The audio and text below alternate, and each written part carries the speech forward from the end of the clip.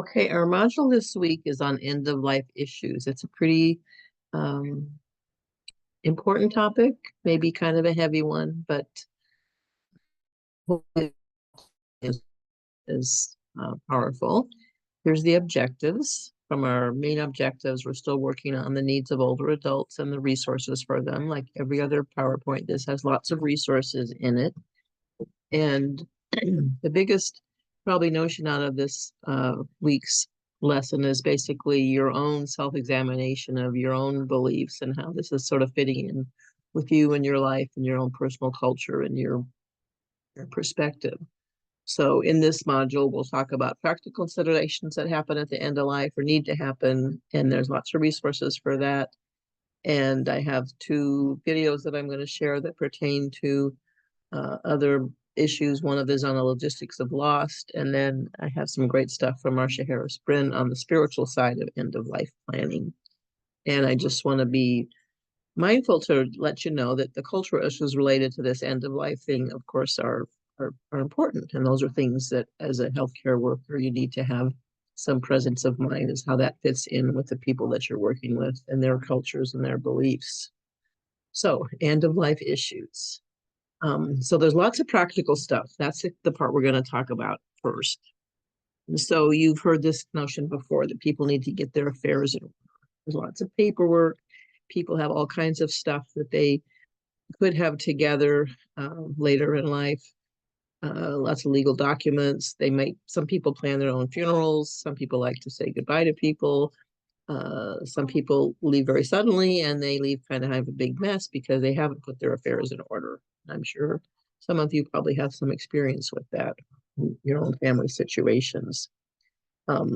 So there's lots of things related to advanced care planning that are helpful. So when people have wills and trusts and they've set aside time and energy into figuring out what's supposed to happen, and most importantly is who basically can make decisions for them if they're end up in a position where they can't do that for themselves. So that's helpful if older people have set up sort of these trusts and these advanced directives to let it be known who's supposed to make decisions for them if they get to the position where they can't make decisions for themselves.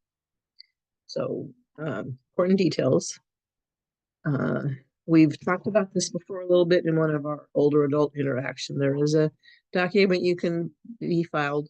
It's a kind of a legal thing actually, and it's called the Five Wishes. It's a tool that basically spells out how people should sort of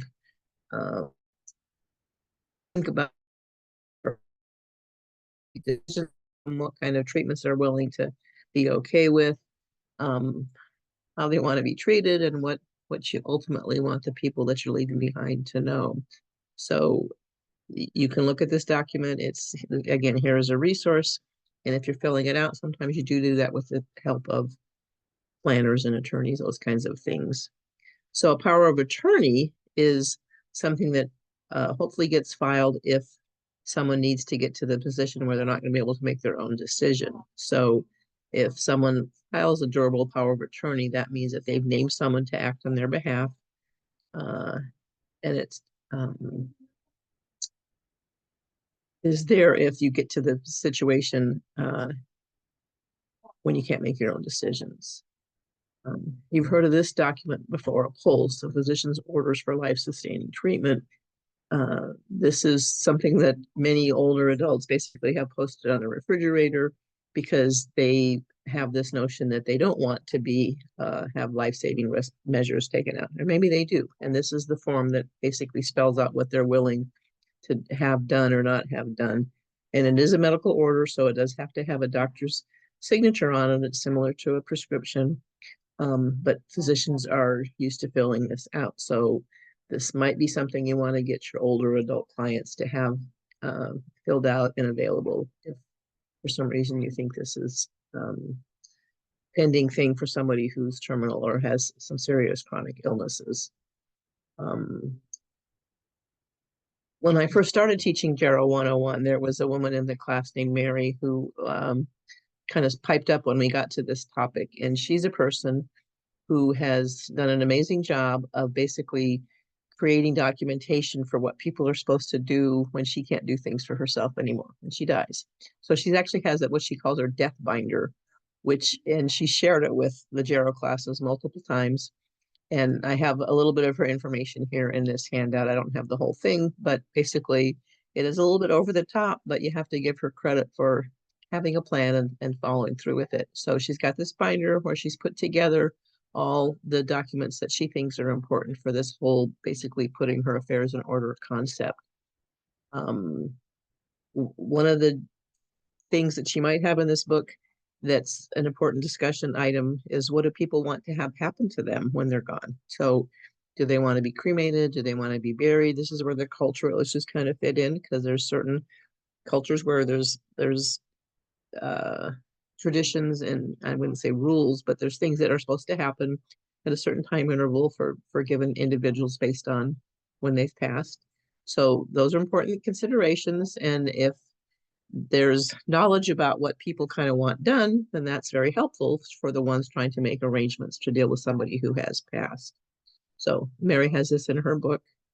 And there's all kinds of miscellaneous details that people probably never think of with respect to things that they're going to be handling, which has to do, mostly with their money, their finances, and the items that they have, the bills that they're paying, the agreements that they have, their tax issues, details. Maybe they have a house that needs to be sold or passed down to somebody. There's all kinds of stuff. And obviously anymore in this day and age, a big part of that has to do with access. So if they have everything in their computer, that doesn't help people that are trying to take care of details that they don't know what the passwords are. So that's something that somebody who's planned ahead basically knows, that the people that are going to be looking into things do have access to their information, meaning they know their passwords, or they can get into things. Here's an article that I've tagged here. I'm encouraging you to look at, which has to do with stuff. Everybody has a lot of stuff, and family heirlooms kind of are a thing of the past, but many people have them. And the younger people probably are in the situation that they're not in a position to take on all the heirlooms that are kicking around out there, the china sets and the silverware and all the kinds of things that decades ago, those were important things for married people to accrue and to have. So that's part of the whole process, is people's stuff, and people would pass on, they want to pass on their stuff. And if younger people don't want that stuff, then it gets a little complicated, a little messy. So that's part of this whole consideration of your affairs, is what's going to happen to your stuff. And the older people might have to have some come to terms with the fact that people don't want their stuff.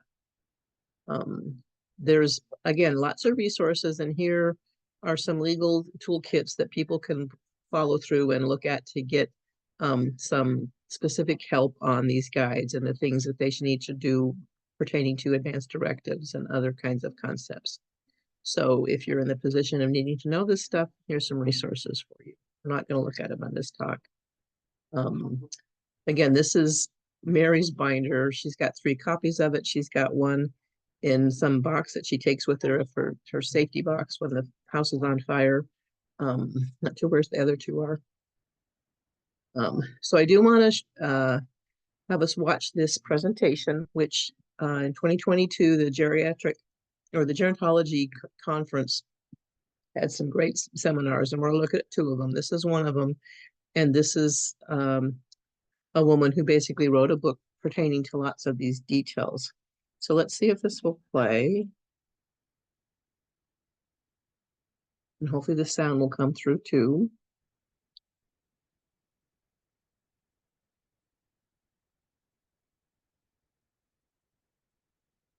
Okay.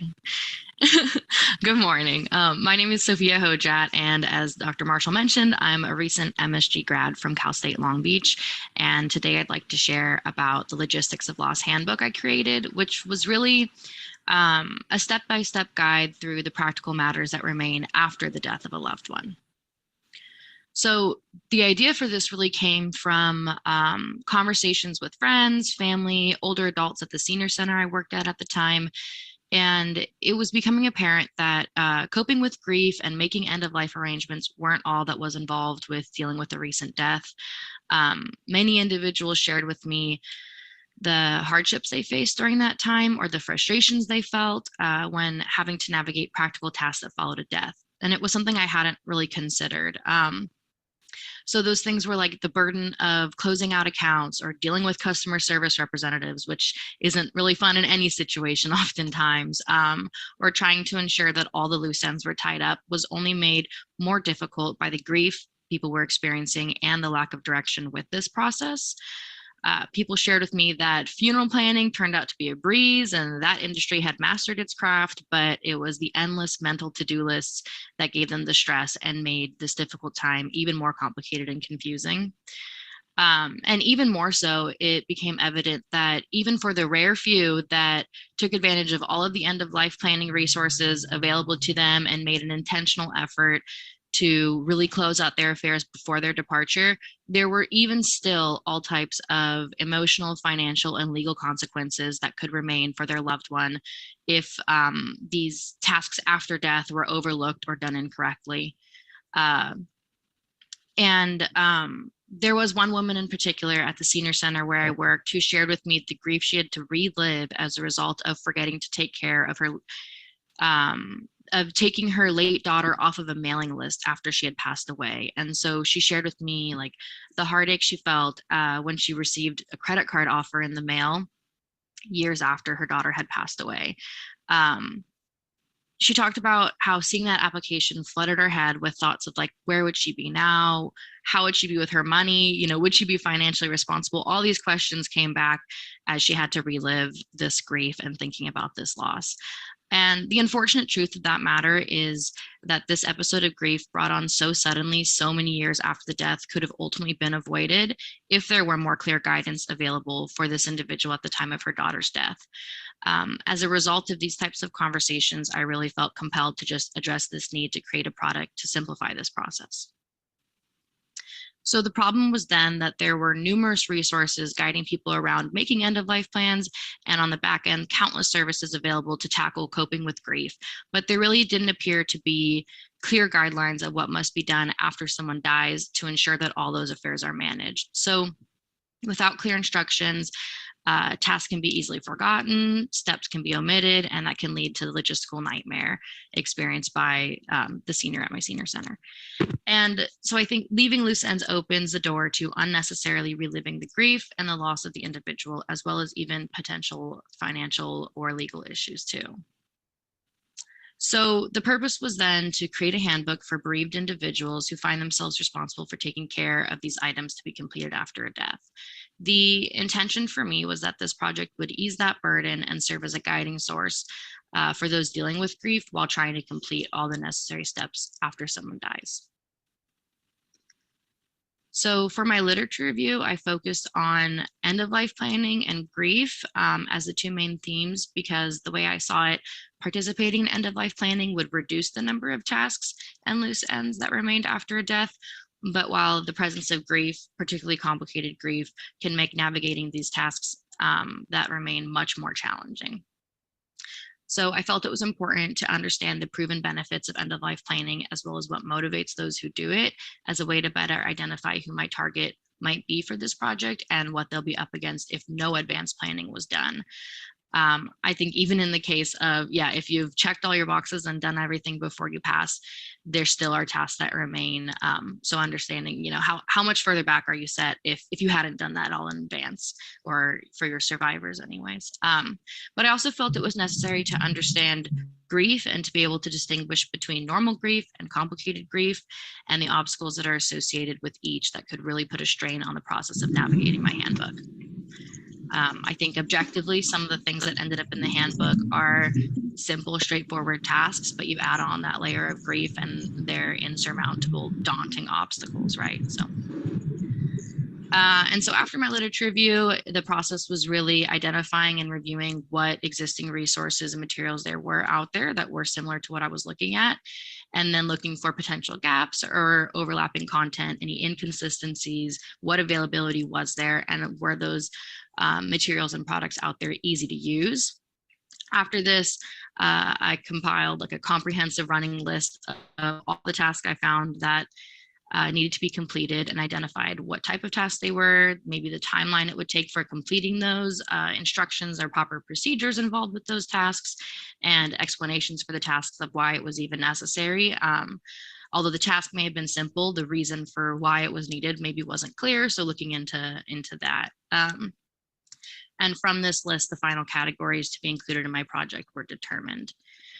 After that, I sent my drafted project for review and feedback from members of the target audience that could have benefited from this product at the time of a recent close loss, as well as expert panel that included those in financial planning, hospice and palliative care, legal, attorney, and geriatric social workers, public health nurses, and people that may have different touch points with either an individual near end of life or the deceased's family and on the back end of things. And so feedback regarding any, the ease of use of the handbook, any missing content or relevancy of the included information was used for making necessary revisions to my project.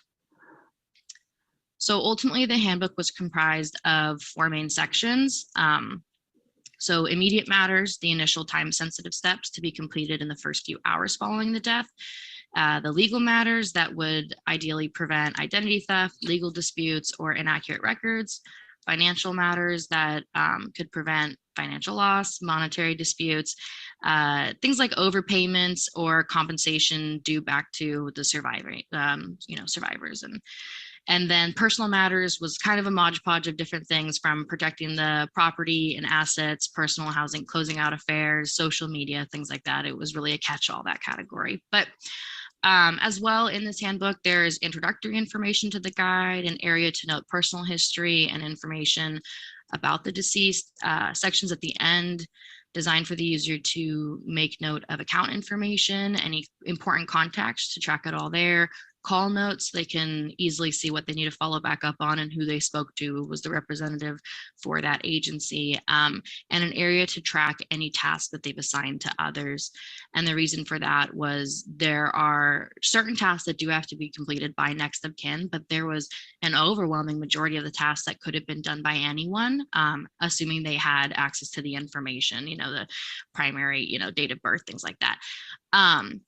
And so I think that's important to note too, that like, if these responsibilities fall on you, who else do you have around you? What strengths can you play on, and how can you build the support that way to assign these tasks out? So I really wanted to encourage that by having a space where you could make note of, okay, my daughter is extremely good at knowing the account information and passwords and whatnot, so I'm going to assign her to these tasks and then follow up and to track that there. So that was certainly a feature in the handbook. So here's just some sample pages of the book, but really the project was just designed to be an easy to use checklist of these affairs that might need to be addressed after someone passes away. And the handbook provides instructions on how to complete each of those steps, guidance on where to begin, explanations for why that task might be necessary, and tips for achieving best outcome. So some sections were more involved. There's a couple items in the book that took up a whole page, but for the most part, it was just broken down like this into manageable bite-sized pieces. I think really the idea for me was having something that was so straightforward that you could just open up, go to the section you need to be at, and just move through it with these bite-sized chunks and prioritize the tasks that way. So here, is just a sample of some of the immediate tasks, those legal tasks, and financials. And then I think really the implications for this would really be the hope that it would ease the burden on the bereaved, or that it would prevent those legal situations and, financial costly errors. But really too, in the literature, it was talking about the experience one has when they experience a loss, and kind of the preparedness of that person, or the hurdles they have to jump through probate court or whatever, would really encourage your own end of life planning, either in both ends, saying this was such a smooth process, I want to make sure that I do the best I can to set up my family after my passing, or on the back end saying this was a nightmare, this took 3 years to get this coordinated and it was such a hassle, let me get my things in order. So maybe even a product like this, a handbook here, could encourage the user, right, to kind of get their own affairs in order as much as they can. And I think intentionally by design, some of the limitations of this was I didn't really dig into funeral or memorial planning. Like I said, a lot of the feedback when the idea was coming together was that industry has it locked down. There's so much support to guide you through. A lot of that can be done in advance. So it really wasn't the focus of my work, as well as the deeper dive into grief support and what exists for there, again, because those resources were out there. Although I touch on it a bit in the handbook, but it really was just an overview. And I tried to include things that would apply in most situations. So there are certainly circumstances that don't apply to everyone, and there are other things that people need to be aware of. If the individual that passed was a veteran, there may be certain, situations that apply, but that's really where it's limited. And then I think recommendations for future researchers would be maybe to elaborate on those areas that I didn't go into, looking at how this handbook might be different for an anticipated death versus a sudden death, or someone who's done a lot of end of life planning versus someone who's done very little, and really seeing if this handbook in practice in real life would ease that burden or really serve as a guiding source, if it is a practical tool in the way it was intended. And that's it. So yeah, I'm Sophia Hojat. And so if you're interested in reading the full directed project, you can email me, I can send that out. Or I haven't quite landed on a distribution plan for my handbook, but if you want to be on kind of like a mailing list, I can definitely send you an email update when I figure out what that plan is. So you can certainly reach out to me that way. But that's it. I'll open it up for any questions. Thank you, Sophia. And I was going to show off, it's going to be hard to see because I have but I have the physical copy. Yeah. Okay, so that was Sophia, which is pretty impressive. Good example of something you can do with a general major, by the way, and possibly you're now inspired to get your own affairs in order. Anyway, I just wanted to reiterate the notion that obviously when somebody passes, there's lots of details, and some of you I know have experience with that concept, and this week's talk is really just an overview of a reminder of all those details and to have some presence of mind to how somebody might have to take care of them. The other aspect of this whole end of life process is, so that's the sort of the practical side, and Sophia, does both sides. She's talking about the financial legal stuff as well as the grief end of it. And another lot of time and energy is devoted into these other issues of dealing with loss and grief counseling, etc. I'm not going to show this one, but this is a great presentation here with this ACC counselor, Julia Interante, that you could watch if you were so inclined to wanted to have some perspectives on how grief counseling works, because it's a session with a family that lost somebody. The thing I do want to spend some time here is talking about this Soul's Legacy, which was a CSUS research project for a grad student named Marcia. And she's now graduated, and she's doing her own little program over at a Greek Orthodox church, which is pretty impressive, and I'm very proud of her. And I'm going to share her video, so she'll explain this, how she came to the process of creating what she's trying to do. And she's following a program that she found in Oregon, which was by a chaplain, and his name will come up later, called Soul's Legacy, which is basically dealing with the preparation of your spirit, the spiritual side of how you should be planning things for passing. And I do want to go just review a few of the terms that she mentions, and she talks a bit about this concept of death anxiety, and it's a real thing. And basically it's fear of dying, and some people that's a bigger fear than others. Some people don't really bother by it. Some people it's kind of over the top issue for them, that they have a lot of anxiety respected to this concept that they're gonna pass. And there's all kinds of theories that pertain to that.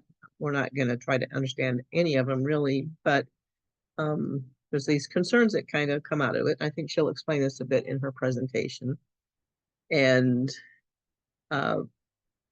part of that process of if you are, I wouldn't say suffering, but if this fear of dying is one of your issues that's preventing you from moving forward because you're so caught up in the fact of being afraid to do things because you're afraid of dying, then that's, possibly problematic.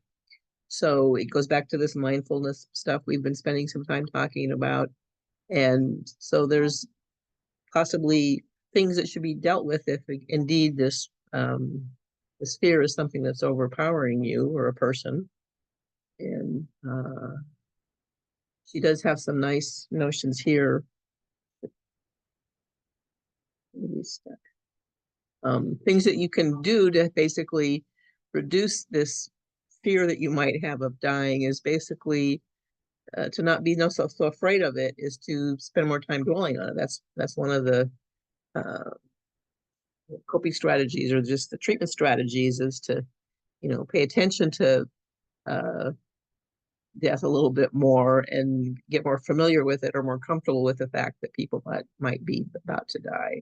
And journaling maybe is a good idea. Journal what you learn and how you feel after people are ill or you think they're going to die. And so just sort of mind-boggling notions to think about.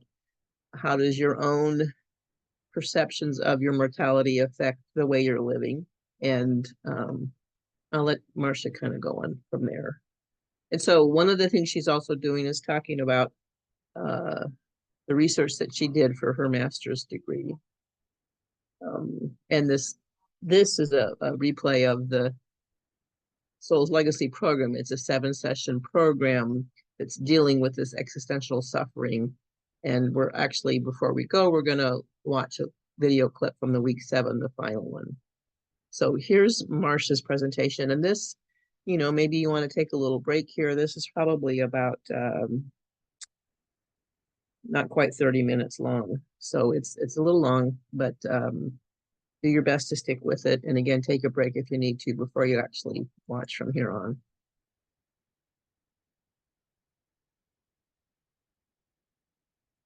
Correct direction here.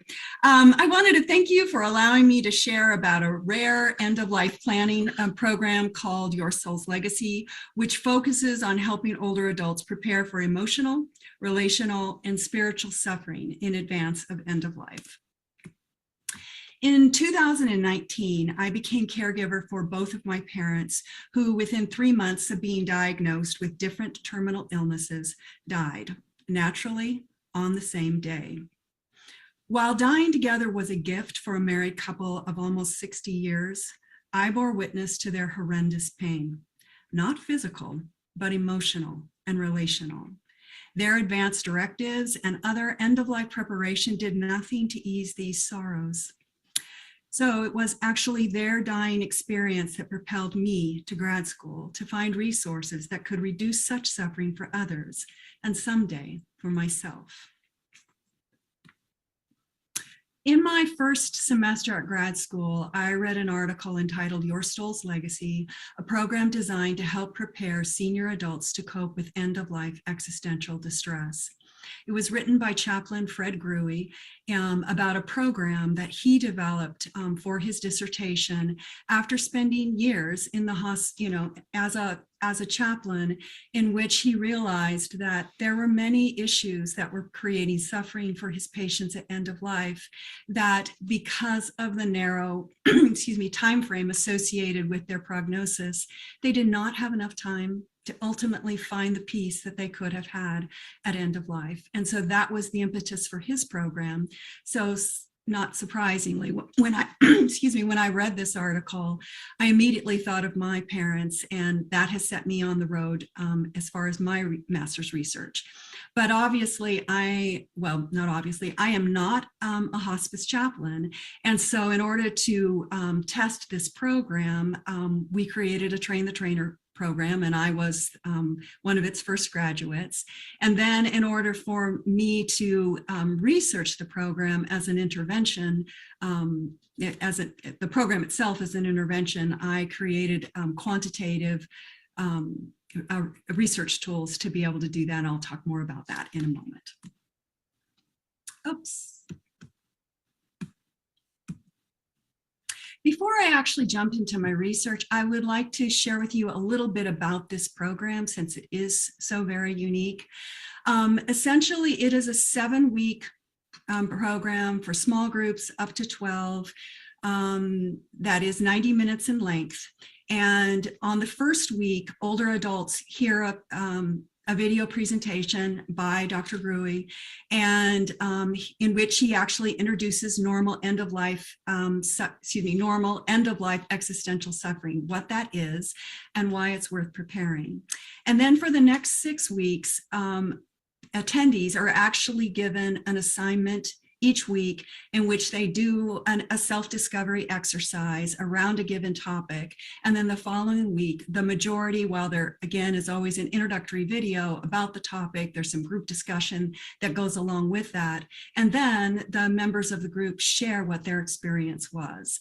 And like several of the presenters have talked about earlier, this just promotes such beautiful intimacy and support within the group around very personal and important topics. They deal with defining their soul, which is obviously everything about a person that is not their material existence, our loves, our dreams, our hopes, our successes, our failures, our traumas, our achievements. And it's a beautiful, anyway, I'm not going to take time to go into each one of these, but they share their story, they share their beliefs, they have opportunities around forgiveness and blessing, because the focus of this is to look at common end-of-life issues associated with loss of meaning, being alone or isolation, life's uncertainty, and fear of death. And in the last session, they actually do together a death simulation exercise in which they are truly given an opportunity to identify what are the things about their life now that they value most. And in that process, at the end of it, they're reminded to breathe because you still live. And now you are really clear around what are your core values. So go live according to them, live intentionally. So it's a really pretty beautiful program. So when I set up my research project about this program, my question was ultimately, does Your Soul's Legacy, can it actually reduce anticipated end-of-life existential concerns for healthy older adults? As I said, this is an intervention study, it's mixed methods, but the focus of what I'm talking about today is really around the data from my qualitative survey. So quantitative survey, excuse me. So I developed a pre and post survey, which was based both on the literature that is out there around existential, common domains of existential suffering, as well as I reviewed it thoroughly with Dr. Gruey. I had 30 older adults who actually did the survey in advance. And then at the beginning of my program then that I facilitated, my older adults who participated filled out the survey and then did the same one at the end. So let's talk about those participants. There at Sac State, we have a Renaissance Society of Continuing Learners. And so we recruited there 11 people self-selected. They were all women, surprisingly. What was interesting about this group, in contrast to the groups that Dr. Gruey had led for his research, was that there was essentially the vast majority here were spiritual or unaffiliated. So there weren't people in the group the majority were not associated with a specific religious belief system. And so that actually made for a lot of diverse, interesting conversations over the course of the program. Okay, there we go. So, oops, I think my advancer is just a little delayed.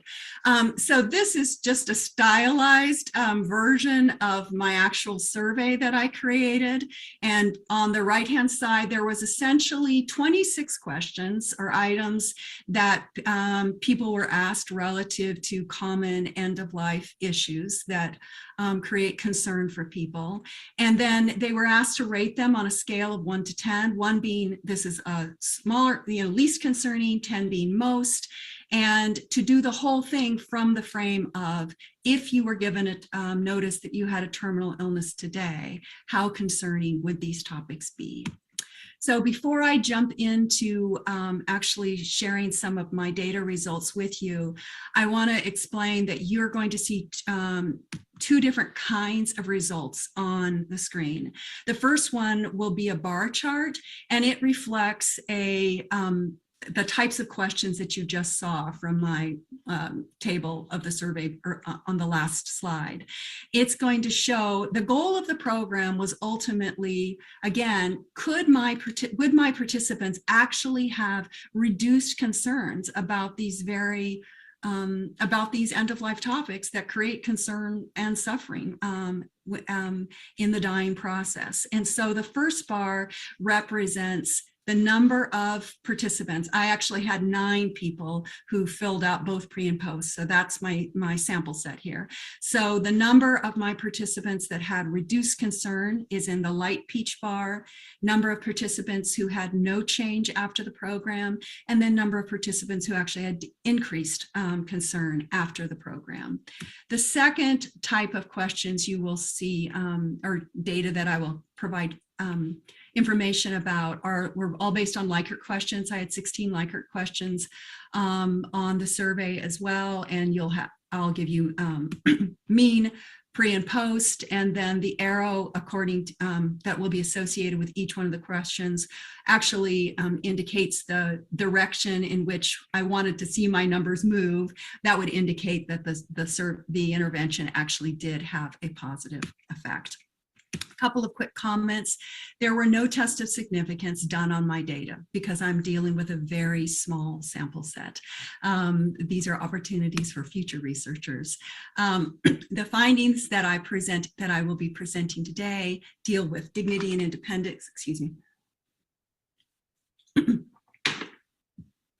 and family relationships. Other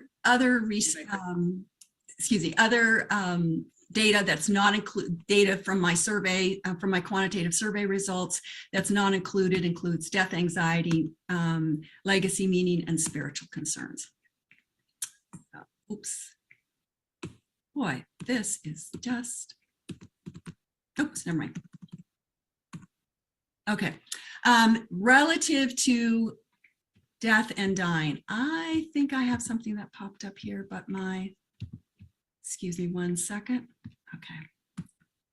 All right. In terms of the issue of discomfort with, in general, one of my Likert questions was, how much discomfort does the thought of dependency create for you at end of life?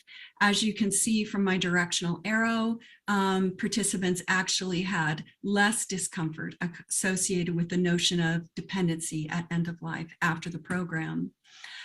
As far as losing my independence and self-respect when I can no longer take care of myself, this was one of my 10-point scale questions. 4 participants actually experienced decreased concern as a result of the program. Having others take care of my most personal needs, like showering and toileting, actually 66% actually had less concern about this very difficult issue at end of life. Losing my sense of control, almost half, had decreased concerns. Knowing how long I really have, obviously that's both an issue of control, and I think the fact that, again, I saw in these participants such a response like this, I think indicates some acceptance. And so in terms of relational concerns, the program, in contrast to a lot of the advanced planning that is older adults are encouraged to do, it can often come from an individual focus. And I know there have been lots of efforts within the literature and programs like Being Mortal and things like that to think about this kind of medical planning from a relational standpoint. But the relationship issues are bigger than the pain of our body.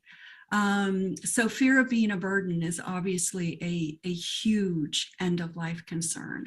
that has all sorts of ramifications that I can't talk about now. But again, I was really concerned that I was really pleased that over half of my participants had reduced concern associated with fear of being a burden. For those that I care for now, how will they do after I'm gone? Again, a significant number felt reduced measures of concern there. Another interesting finding here is that the program, and I don't think I noted it as much, but one of the issues in dealing with issues of isolation at end of life and relationships is forgiveness. So there's a pretty intense, beautiful session around forgiveness. So I think this results here indicate some benefit that participants gained out of that. Release of anger, bitterness, and grudges towards those who have harmed me. So that went in the right direction. Concern about important unresolved relationships in my life. And I think the two of those are companionate there and could ultimately influence the other. Frequency of expressing to my loved ones their importance, that increased as well. And then finally, level of comfort with discussing death and dying, that actually improved as well as a result of participating in the program.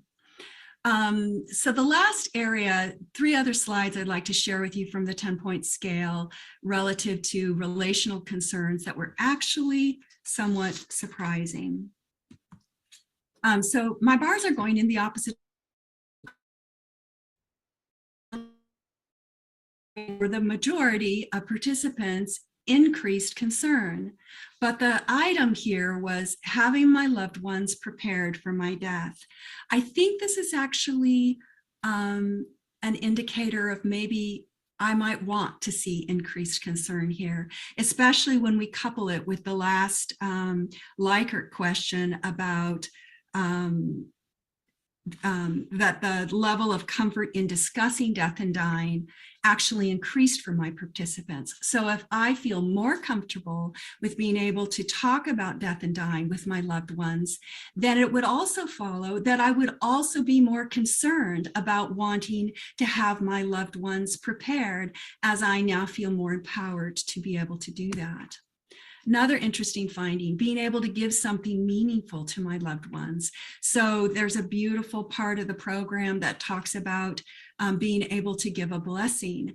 And one of the issues with being a burden is that not only the feeling of being a burden, as I talked about earlier, is not only are people concerned, this is a relational issue. It's not only the fact that I can no longer do the things that I used to be able to do, but it's now that somebody that I love is having to do all of these things for me. It's that relational component. And so it's the reciprocity of the relationship that is a burden for the older adult in terms of their inability to give back. And so the class that they do around giving a blessing, if the older adult or whoever is dying is blessed with being able to maintain their cognitive abilities, the whole process of affirming those people in our lives who are caring for us and loving us through the end is a beautiful thing that older adults are able to do. And even if they recognize that their ending will be associated with dementia, then this is an opportunity of preparation that they can do. So I think this follows then with the final slide here, wanting my last months of my life to bring good to those I love. Before the program, it was only a real significant concern for 33% of my participants. After the program, 66% were wanted to do this. So I think in short, based on my results, through Your Soul's Legacy program, the majority of participants reported reduced concerns in areas associated with end of life existential suffering. Where concerns increased, these may indicate positive shifts in motivation for end of life relational preparedness and/or increased relational awareness. This research contributes to expanding awareness of opportunities in end-of-life planning to include spiritual, emotional, and relational concerns to build well, you can read that, the rest of that, and also to build skills that cultivate meaning and reciprocity despite suffering and dependency. In terms of weaknesses, obviously, this was a new survey that I developed for my quantitative results, and my sample size is extremely small and very homogeneous. And so future research, hopefully we will have larger sample sizes and a more heterogeneous program.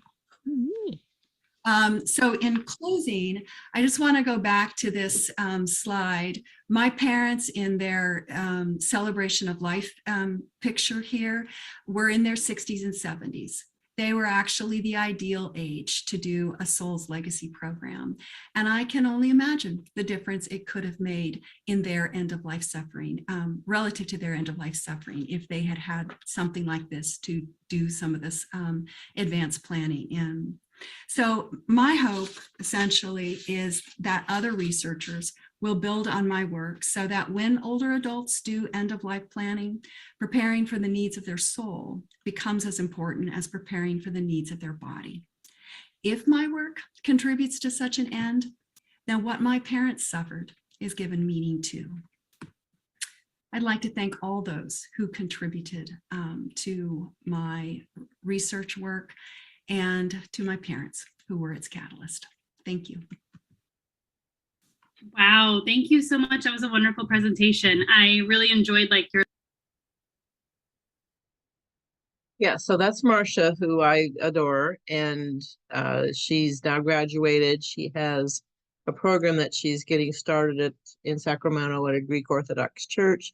She's another great example of where you can go with a Gero degree, and there's certainly a big place for more of this in the future. I'm totally sure. So if you're interested in working with Marcia, she'd probably love to have you. So we'll go on from there. The last thing I wanted to do tonight was to show, this is the chaplain that she's been mentioning. She could pronounce his name better than I could, Grui, I guess. Anyway, this is the final session. This is a powerful little talk. And this is short. This is probably 6 or 7 minutes long. But it's a nice cap to this whole concept of sort of preparing your soul. So let's watch this. Hopefully this will play and the sound will work.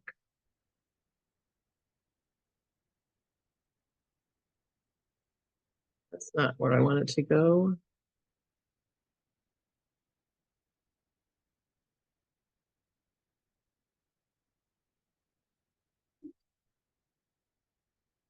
Maybe it won't play. Oh, that's here.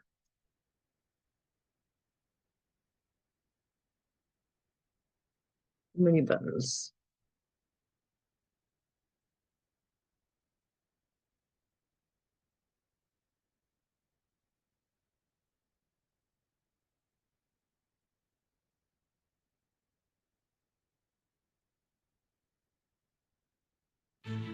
Germans have figured out a way to increase water pressure by 15 times without using any energy. This Okay, we're not doing well here.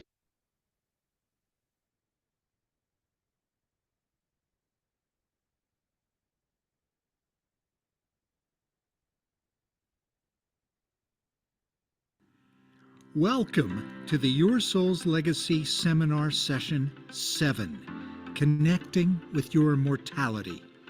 In this final session, we will consider the reality of death, to see it as a natural part of life. The invitation this session offers is to diminish the fear surrounding death and reframe it as a motivator to live more fully and deeply now. So when we met 7 weeks ago, I introduced you to the work of Irvin Yalom, the wonderful psychotherapist from the Bay Area.